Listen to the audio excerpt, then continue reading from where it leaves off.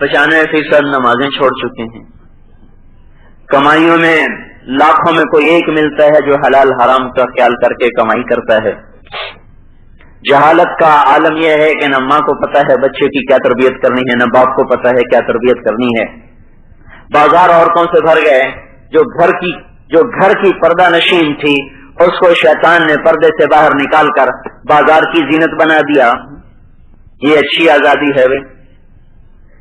ہمیں بھی آزادی دو. کیا آزادی دو؟ چلو بھائی ایئر ہوسٹس بنو، 300 آدمیوں کی خدمت کرو، یہ آزادی. کلرک بن کے سارا دن آفس میں بیٹھو، یہ آزادی ہے.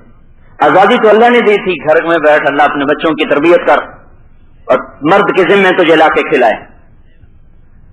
جن راستوں سے اللہ رزق دیتا ہے وہ راستے تو خود بند کیے ہوئے ہیں. من حیث لا یحتسب کا دروازہ کھلوا لو، اللہ کی قسم گھر بیٹھ کے اللہ دے گا. محتاج ہے آپ کے کمانے کا تو حکم ہے امتحان کی وجہ سے. امتحان لینا چاہتا ہے، حلال کماتا ہے حرام کماتا ہے، جھوٹ بولتا ہے سچ بولتا ہے، صحیح تولتا ہے غلط تولتا ہے، رشوت دیتا ہے تنخواہ میں رہتا ہے، کیا کرتا ہے؟ وہ تو امتحان کے لیے ہے. کوئی مشکل نہیں اس کو کھلانا پہنانا پلانا دینا بنانا، کوئی مشکل. تو اس مسلمان کا حال یہ ہے. تو بھائی ان کو سنبھالنا، ساری دنیا کے کفار و مشرکین تک پہنچنا تو کون کرے گا؟ اب لوگ کہیں بھائی ہمیں تو کمائیوں سے فرصت ملے گی تو جائیں. عورتیں کہیں ہم اپنے خامدوں کو اپنے سے جدا نہیں کریں گے. بچے کہیں ہمارے تو کھیلنے کا وقت ہے کہ ہم سے کیا مطالبے ہو رہے. تو یہ دین کس کے حوالے؟ مگر ہم اسے اپنے ذمے نہیں سمجھتے تو پھر کوئی ذمہ دار ہی بتا دیں کہ ہمارے ذمے تو ہے نہیں، فلاں کے ذمے ہے، اس کی جا کے محنت کر لیں، پھر ہم اس کی محنت کر لیتے. یہ نفل چیز نہیں ہے کہ کر لو تو ٹھیک ہے نہ کرو تو کوئی حرج نہیں. یہ امت کی ذمہ داری میں سے ہے. اور جب امت اجتماعی طور پر دعوت اللہ کا کام چھوڑتی ہے تو اجتماعی ذلت ان پر مسلط کر دی جاتی ہے. یہ ملک و مال فتح کرنے نہیں نکلے تھے، پیغام الہی. تو میرے بھائیو، اللہ نے وہی پرانا سبق زندہ کر دیا، پیچھے کی طرف گردش ایام کو لوٹا دیا کہ امت پیغام الہی کو لے کر پھر رہی ہو. ماحول کی بات ہے نا. سفیان ثوری اپنی ماں سے کہنے لگے مجھے اللہ کے لیے وقف کر. کہنے لگی جاؤ، دے دیا، اللہ کو دے دیا.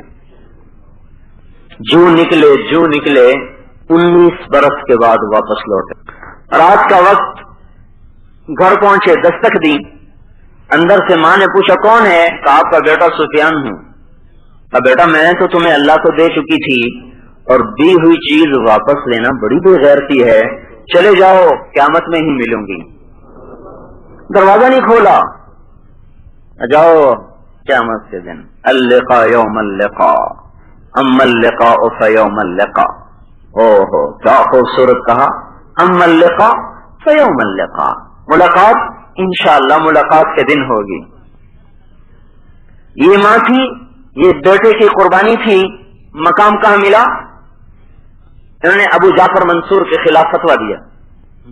ابو جعفر نے کہا میں مکے آ رہا ہوں، سولی تیار کی جائے، جب میں پہنچوں تو اس کو میرے سامنے سولی پہ لٹکا دیا جائے. یہ حتیم میں لیٹے ہوئے فضیل ابن عیاض رحمۃ اللہ علیہ کی گود میں سر رکھا ہو.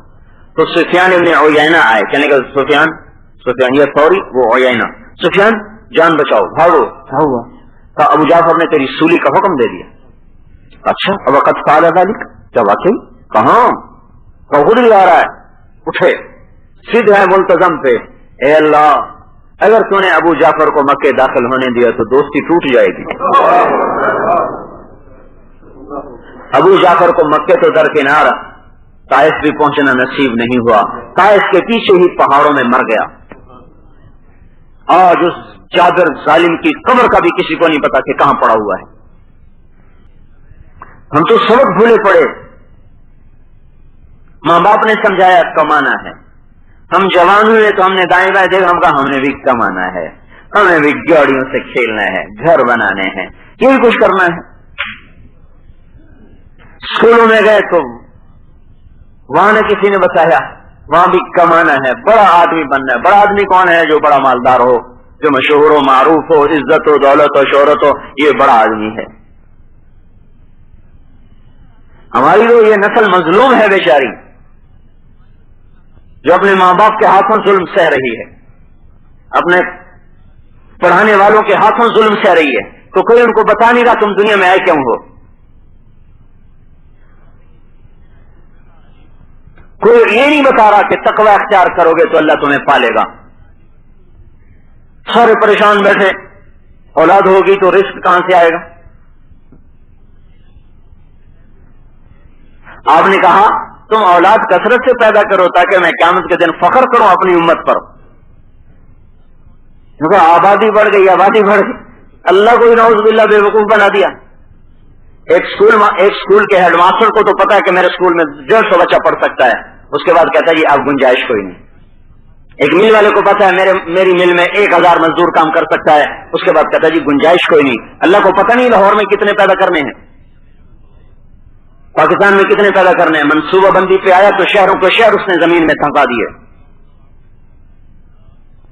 اس نے زندگی موت کا ایک نظام چلایا ہوا ہے، رزق اپنے ہاتھ میں لیا ہوا ہے. ماں باپ کسی کا مقدر نہیں بناتے، مقدر اپنے ماتھے پہ لکھوا کے بچہ ماں کے پیٹ سے باہر آتا ہے. اس نے کہا وہ کیا اللہ تعالیٰ نے فرمایا اسرائیل سے کبھی تجھے کسی پہ رحم بھی آیا؟ اتنے کو جو تم نے جان لے لی، کسی پہ رحم بھی آیا؟ کہنے کہ 2 دفعہ آیا تھا. کہ کس پر؟ ایک کشتی ٹوٹ گئی تھی، اس میں ایک عورت حاملہ تھی، وہ ایک تختے پہ سوار ہوئی، اس نے اس حال میں بچہ جنا کہ موجیں اس کو اٹھا کے پھینک رہی تھی. تو آپ نے کہا اس ماں کی جان نکال دو. تو مجھے بچے پہ بڑا رحم آیا تھا کہ اس بچے کا کیا بنے گا. دوسری مرتبہ جب شداد نے جنت بنائی، 300 برس وہ ظالم جنتی بناتا رہا، اور جب بن گئی مکمل ہو گئی دیکھنے چلا، ایک پاؤں اندر ایک باہر، آپ نے کہا اس کی جان نکال دو. تو میں نے اس کو دروازے پہ جو گرایا تو مجھے تو بڑا رحم آیا کہ بدبخت دیکھ ہی لیتا. تو اللہ تعالیٰ نے فرمایا یہ شداد کا پتہ ہے کون ہے؟ کہ نہیں، کہ یہ وہی بچہ ہے جس کی تو نے تختے پہ جس کی ماں کی جان نکالی تھی. اگر ماں باپ مقدر بناتے تو وہ جنت بناتا.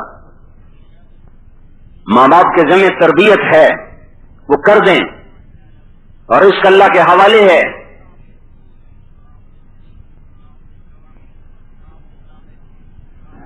رب اللہ ہے، اللہ بحر و بر نہیں، کائنات نہیں، غلے ہوائیں نہیں، سورج چاند ستارے نہیں. رب اللہ ہے، اللہ جسے پیدا کرتا ہے اس کا رزق پہلے لکھتا ہے.